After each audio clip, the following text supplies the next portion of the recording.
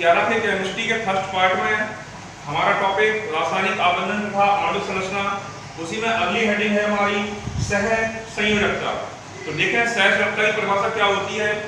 जब किसी तत्व के द्वारा, या ऐसा लिखेंगे, किसी तत्व के एक परमाणु के द्वारा, किसी तत्व के एक परमाणु के द्वारा दूसरे परमाणु के साथ साझा किए गए इलेक्ट्रॉनों की संख्या उस तत्व की सह संयोजकता कहलाती है।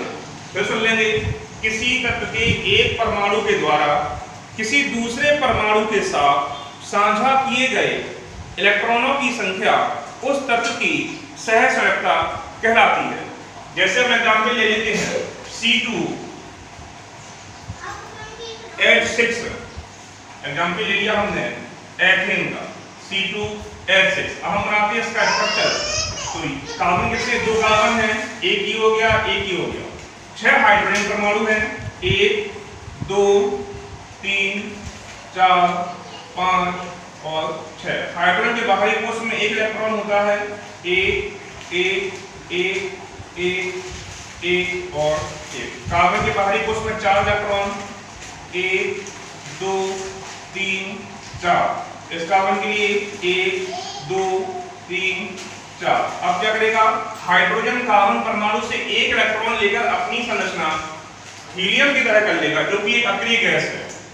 2 इलेक्ट्रॉन हो जाएंगे हाइड्रोजन के पास, यहां भी 2 हो गए हैं, यहां पर भी।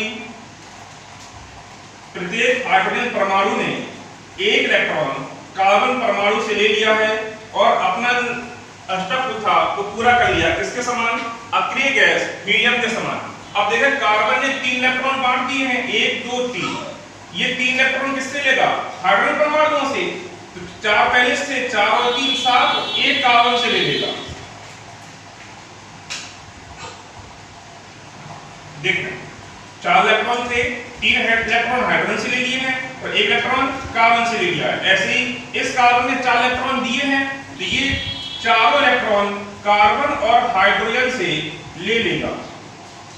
एक इलेक्ट्रॉन सभी परमाणुओं से ले लेगा और अपनी अष्टक संरचना पूरी कर लेगा। किसके समान, नियॉन के समान। नियॉन के बाहरी कोश में 8 इलेक्ट्रॉन होते हैं। तो देखें, इस कार्बन ने भी 8 इलेक्ट्रॉन कर लिए, उसने भी 8 इलेक्ट्रॉन कर लिए।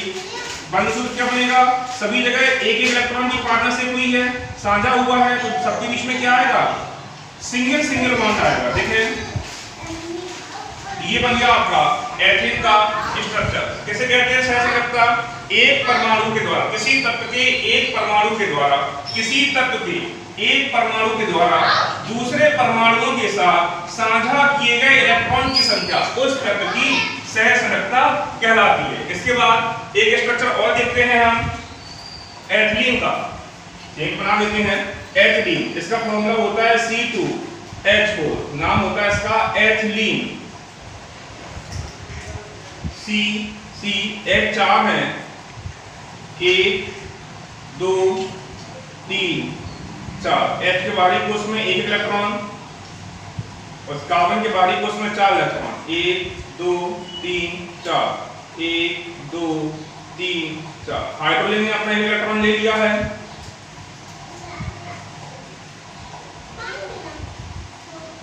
अब क्या करेगा, कार्बन अपनी अष्टक संरचना पूरी करेगा, तो 1 इलेक्ट्रॉन ले लेगा हाइड्रोजन से और 2 इलेक्ट्रॉन ले लेगा दूसरे कार्बन परमाणु से।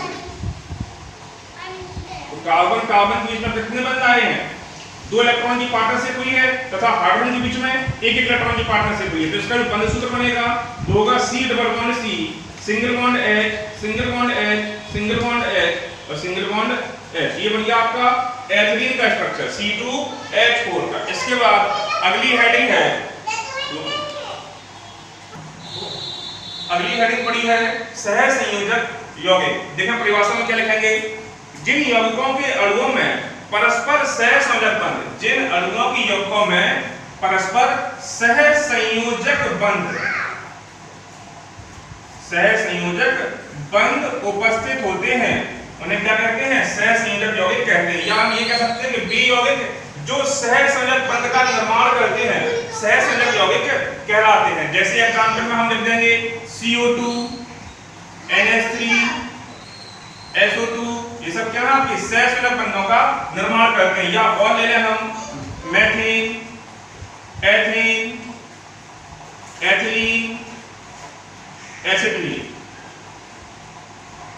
CO2 carbon dioxide, NH3 ammonia, sulphur dioxide, CH4 methane, C2H6 ethane, C2H4 ethylene, C2H2 acetylene. ये सारे यौगिक क्या करते हैं, सहसंयोजक बंधों का निर्माण करते हैं, इसलिए यौगिक क्या कहलाएंगे, सहसंयोजक यौगिक कहलाएंगे। परिभाषा का फिर सुन लें कि वे यौगिक या जिन यौगिकों के अणुओं में सहसंयोजक बंध का निर्माण होता है या सहसंयोजक बंध पाया जाता है उसे क्या कहते हैं, हम सहसंयोजक यौगिक कहते हैं। इसके बाद अगली हेडिंग रहेगी सहसंयोजक यौगिकों के सामान्य लक्षण। सामान्य लक्षण, सहसंयोजक यौगिकों के सामान्य लक्षण।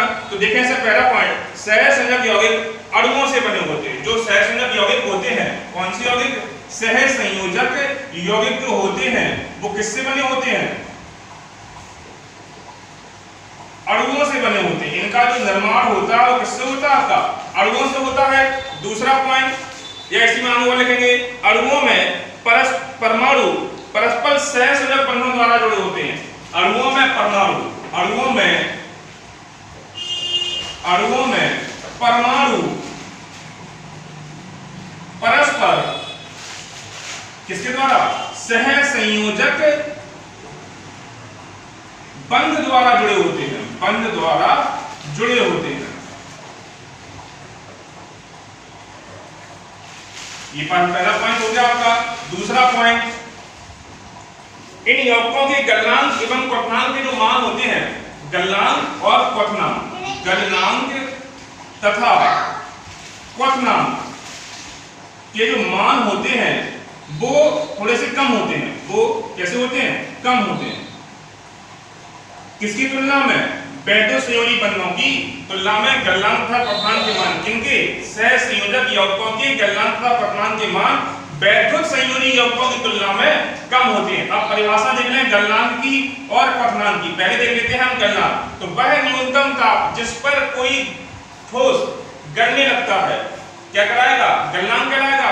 और वह न्यूनतम ताप जिस पर कोई द्रव उबलने लगता है वो क्या कहलाएगा, आपका क्वथनांक कहलाएगा। हम कोई ठोस ले लें, उसको हम क्या करें, गर्म करें, जितने डिग्री सेल्सियस ताप पर वह जलने लगे वो क्या होगा, उस ठोस का गलनांक होगा। और हम कोई द्रव ले लेते हैं, जैसे हमने ले लिया H2 क्या आपका 100 डिग्री सेल्सियस ताप पर वाष्पित होने लगता है, उबलने लगता है, तो क्वथनांक कितना हो जाएगा H2O का, 100 डिग्री सेल्सियस हो जाएगा, क्योंकि 100 डिग्री सेल्सियस ताप पर H2O उबलने लगता है। तो क्वथनांक परिभाषा क्या होगी, तो वह न्यूनतम ताप जिस पर कोई द्रव उबलने लगता है क्या कहलाता है, क्वथनांक कहलाता है। इसके बाद तीसरा पॉइंट देखें, सहसंयोजक यौगिक साधारणतः ध्रुवीय एवं अध्रुवीय विलायकों में विलय होते हैं। तीसरा पॉइंट है, यह यौगिक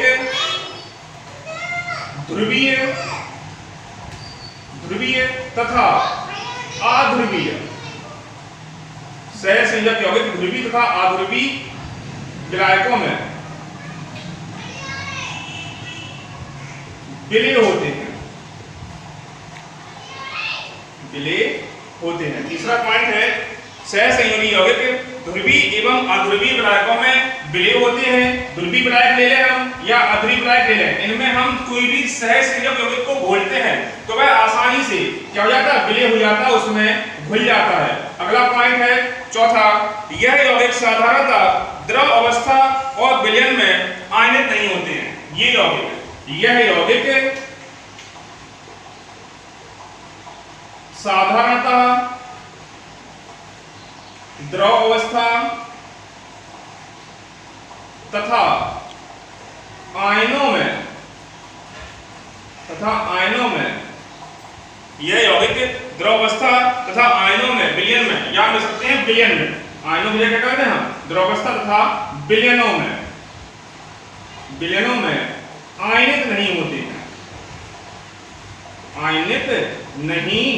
होते हैं। जबकि वैद्युत संयोजी में क्या था, हमने वैद्युत संयोजी यौगिकों को द्रव अवस्था में डाला या विलयन में डाला था तो वह आयन में चेंज हो रहे थे। जैसे हमने एग्जांपल लिया था आपका NaCl का, ये कैसा तत्व है, वैद्युत संयोजी तत्व है, वैद्युत संयोजी तत्व है। जैसे ही हम इसको जल में डालेंगे तो किसमें टूट जाएगा, ये Na+ तथा Cl माइनस में टूट जाता है, लेकिन वैद्युत संयोजी यौगिक के अलावा जो सहसंयोजी यौगिक होते हैं इनको हम किस में डालें, द्रवावस्था में डालें या ब्लेड में डालें, तो यह आयनिक नहीं होते हैं। यह ना तो धनायन उत्पन्न करते हैं और ना ही ऋण आयन उत्पन्न करते हैं। इसके बाद अगला है, अगली हेडिंग है, नया बॉन्ड आ गया आपका उपसहसंयोजी यौगिक।